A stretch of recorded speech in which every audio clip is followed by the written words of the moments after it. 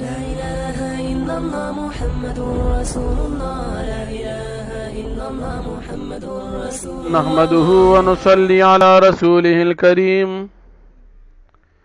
أما بعد فأعوذ بالله من الشيطان الرجيم بسم الله الرحمن الرحيم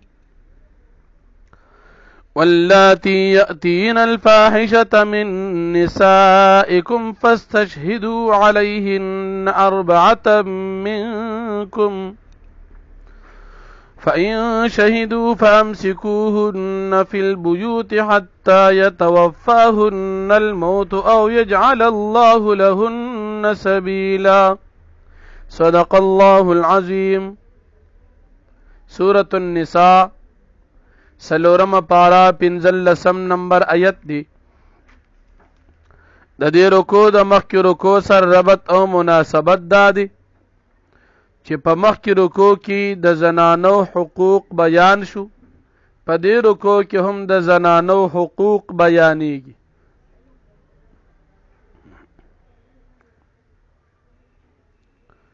الله جل شانه فرمایي کله چې زنانه داسې شي چې هغه بې حیایي کوي، نعوذ بالله زنا کوي، ابتدا د اسلام کې مسله دا وه چې کله تاسو په دې باندې 4 ګواهان قایم کړل، د دین بعد د زنانه په خپل کورونو کې ټول عمر د پاره قید کوي تر دې پورې چې په دې ځای کې دا وفات شي یا د دې د پاره الله جل شانه سو حکم نازل کی. نه ابتدا د اسلام کې مسله د زنا سزا داوه چې دا به ټول عمر په خپل کور باندې قید وي، لیکن کله چې الله پاک سوره نور نازل کو نو په سوره نور کې د زنا متعلق 2 قسم سزاګانې بیان شوي. یو سزا د غیر شادي شده د پاره 100 کوړي او د شادي شده د پاره رجم سزا ده. دا آیت د دې رکو د سوره نور په آیاتونو سره منسوخ ګرځیدل دي. حضرت عمر فاروق رضی الله عنه فرمایي کچره ما ته دا یره نه وه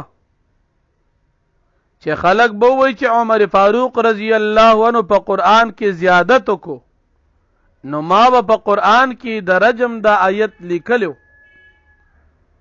دینه معلومه دا شوه چې د رجم د آیت دا د قرآن کریم آیت دی، منسوخ التلاوت باقی الحکم دی.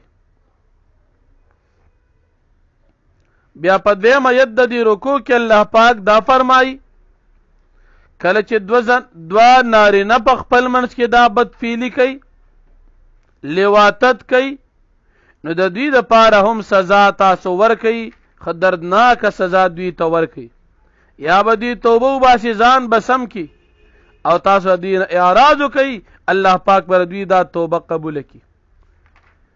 د زنا متعلق په قرآن کریم کې او په شریعت کې سزا مقرر د هغې ته حد وي. د لواطت متعلق چې نارینه د نارینه سره دا بدفعلي کوي، د دې متعلق په شریعت کې یو حکم مقرر نه دی، نو د دې لپاره حد نشته، البته تعزیر ورلشته. امام اعظم ابو حنیفه رحمت الله علیه فرمایي چې حاکم وقت په کومې طریقې سره د لواطت د پاره سخت سزا مقررول شي، حاکم وقت په حکم باندې دا موقوف دی.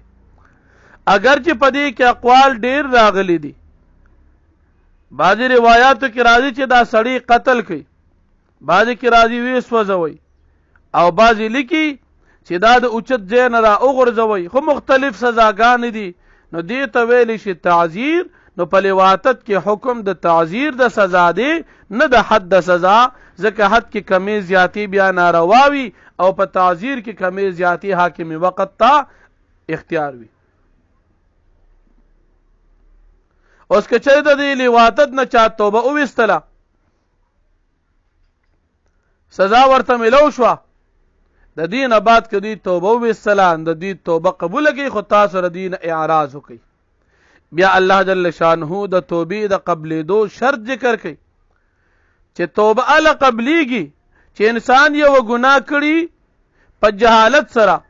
امام بغوی رحمت الله علیه فرمایي او امام قتاده رحمت الله علیه هم د نبی کریم صلی الله علیه وسلم د صحابو نه ذکر کړي چې د صحابه کرامو په دې باندې اتفاق دی چې هر ګناه چې انسان کی که قصدن وي که خطأ وي په هیره باندې هر قسم ګناه چې د انسان کوي د الله رب العالمین نافرمانی کوي نو دی وخت دا انسان جاهل وي.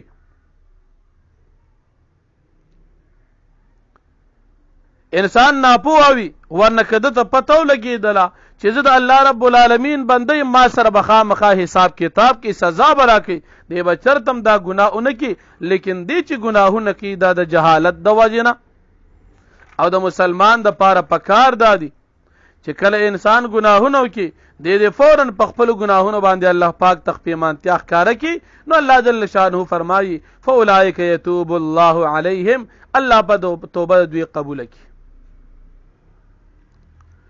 بلکې انسان د توبې نه قبلې دو حالت ذکر کیږي که انسان ته وخت د مرګ راغی ځنکدن نږدې دی غرغره شروع شوه د دې انسان سا په وتو باندې ده او دی وخت کې دی وي زه توبه وباسمه ځنکدن په وخت کې د توبه نه قبلېږي. البته که انسان د زندګۍ نه ناامیده شو ځنکدن شروع نه دی لیکن دومره بیمار دی چې د ته پته لګي چې زه مخکې نور ښه کېږم نه داسې حالت کمزوري دی د زندګۍ نه دی مایوس دی نو په داسې حالت کې دی توبه وباسي نو دا توبه دی مسلمان قابل قبول له. بیا الله پاک فرمایي چې اے مسلمانانو تاسو لا يحل لكم ان ترثوا النساء كرها چې تاسو دا زنانا په میراث کې نشو وړي. دی آیت کې الله پاک د جاهلیت د زمانه د یو رسم تردید کوي. جاهلیت په زمانه کې بدو چې انسان به وفات شو نو داغه نه بچ څومره زنانه پاد شوي ناغه هم په میراث کې خلق وړي. نو الله پاک فرمایي چې داسې تاسو مکوئ ځکه د میراث په مال کې چې حصہ مقرر بیان شو هر چاته خپل ملاويږي خو د میراث یعنی د میت چې کم زنانه پاتري یا بچی پاتری نو تاسو په میراث کې دانش وړي دا تاسو د پاره حرام او ناروا دي. ولا تعدلوهن لتذهبوا ببعض ما اتيتموهن. په دې آیت کې الله پاک فرمایي چې تاسو دا زنانه په دې باندې مجبوره کوي چې دا تاسو سره خلع وکي او تاسو د دینه مہر واخلي نه داسې تاسو مکوي. ابتدا د اسلام کې مسله داوه که یو زنانه به د خپل خاوند نافرمانه و نو خاوند ته به دا اجازت او دا حق به وتو چې د دینه به مہر واغستو او دا به رخصت کړه لیکن الله پاک د آیت په دی باندې دا حکم منسوخ کو لکه څنګه چې مخکې د قید د زنانو مسله منسوخ شو نو منسوخ کې چې تاسو دا مجبوره کوي ما ځکه کې دی شي تاسو دا زنانه خوخي نوی جن مو سره خنه تیریږي خو کې دی شي او شی تاسو خپل ځان د پاره بد غني او هغه کې الله پاک تاسو د پاره خیر خي. فإن كرهتموهن فعسى أن تكرهوا شيئا ويجعل الله فيه خيرا كثيرا. الله پاک تاسو ته ډېر خیر پیدا کی. یری دا زنانه خو بیکار ده الله پاک د دین نیکان صالح دیندار بچی درکې نو تاسو د الله رب العالمین حکمت ته وګورئ او دا سه مکوئ چې دا مجبوره کی چې دا تاسو سره خلع وکي. بیا د یو بل رسم او رواج د جاهلیت د زمانه تردید الله پاک ذکر کوي.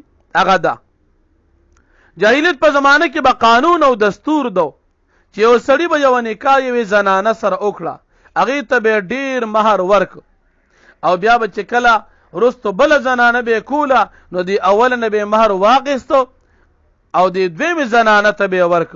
نو الله پاک د دغه رسم و رواج تردید کوي وان اردتم استبدال زوج واتيتم احداهن قنطارا فلا تاخذوا منه شيئا اتاخذونه بهتانا واثما مبينا. آیا تاسو په دې باندې زناګانو یا نور غلط تهمتون لګوي او مارته نه واپس کوي دا مار د دې زنانه نه واپس اخیستل او بل ته ورکول شرعا دا حرام او ناروا دي.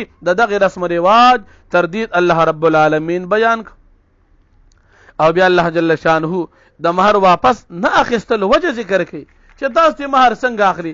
حال دار چې تاسو ته هغې خپل ځان سپارلی دی، تاسو هغې سره یو عهد او میثاق کړی دی، تاسو سره نکاح تړلې ده، نزدېکت مو کړی دي، نو بیا تاسو د دې نه دا مهرونه ولې اخلي؟ ستاسو دپاره د مهر اخیستل څنګه دي؟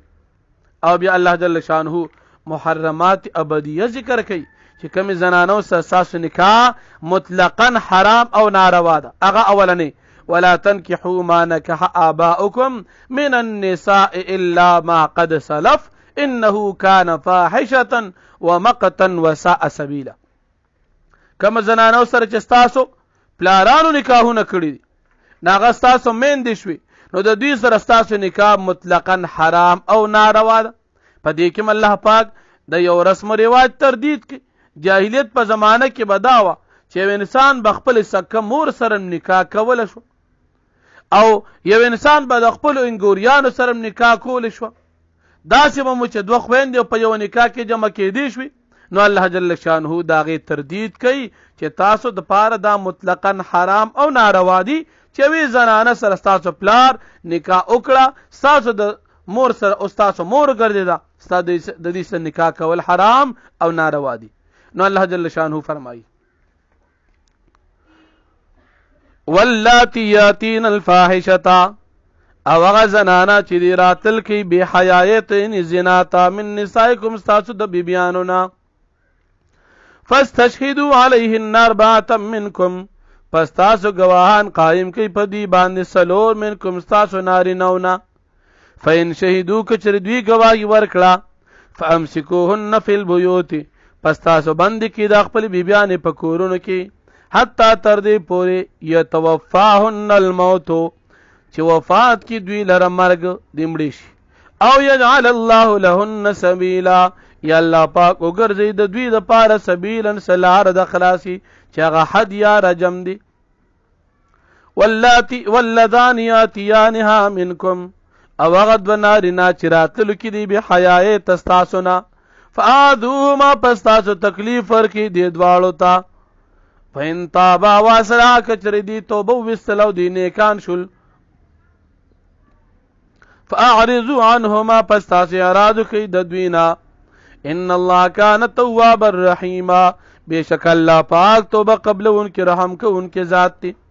انما التوبه، بېشکه توبه ویستل چې دي یا رجوع د رحمت علی الله په الله پاک باندې، للذین دی کسانو دپاره یعملون سوء بجهالت چې دی عملو کې د ګناه په بجهالت په ناپوهۍ سره، ثم یتوبون من قریب، بیا دې توبه وباسي نږدې دی ګناه ته، فاولئک یتوب الله علیهم، پس الله دا کسان چې د رحمت منازل کې الله په دوی باندې توبه به قبول کړي.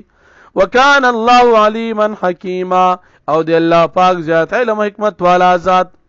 ولیست التوبه، او نه د معتبر توبه، للذین د پاره کسانو یعملون السیئات چې دی کوي ګناهونه، حتی تر دې پورې دا حضر احدهم الموت چې راشي او کس د دوی ته مرګ، قال نو دا کس وی، یعنی د وفات کېدو وخت نږدې شو، ځن کدن شروع شو، دې سوی انی تبت الان، بېشکه زه توبه وباسم اوس، وللذین یموتون وهم کفار، او نه قبلیږي توبه د کسانو چې هغوی مړه شي وهم کفار، نو حال دار چې دا کافران وي، اولئک دا کسان چې دي اعتدنا لهم عذابا الیما، موږ تیار کړي دوی دپاره عذاب دردناک. یا ایها الذین آمنوا، اے مؤمنانو، لا یحل لکم ان ترثوا النساء کرها، نه دی جایز تاسو دپاره چې تاسو په میراث سره یو څه زنانه کرهن په مجبورۍ سره، ولا تعدلوهن لتذهبوا ببعض ما آتیتموهن، ولا تعدلوهن، تاسو مه مجبوره کوئ دا زنانه،